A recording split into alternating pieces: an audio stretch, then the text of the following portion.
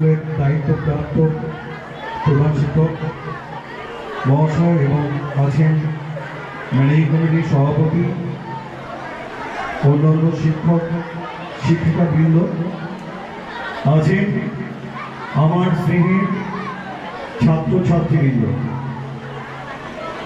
এই বিদ্যালয়ের আজকের এই বিদায়ের দিনে প্রত্যেকটা ইট, প্রতিটি জানালা, প্রতিটি দরজা, স্কুলের প্রতিটি শ্রেণীকক্ষ আমাদের মতোই স্যারের জন্য বেদনাতুর। কারণ এই স্কুলে এমন কিছু নেই যা স্যার করেননি। এই স্কুলে সব কিছুতেই স্যারের হাত, সব কিছুতেই স্যারের অবদান। কারণ আমার জন্মলগ্ন দিয়ে স্কুলের সঙ্গে আমাদের সম্পর্ক, সে কারণে আমি স্যারের বিষয়টা অনেকটাই জানি।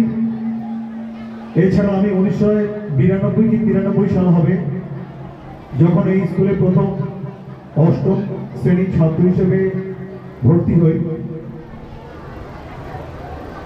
তখন স্যারের নামটা শুনতাম যে স্যার খুব ভালো অঙ্ক পড়ান, স্যার খুব ভালো ভৌত বিজ্ঞান পড়ান।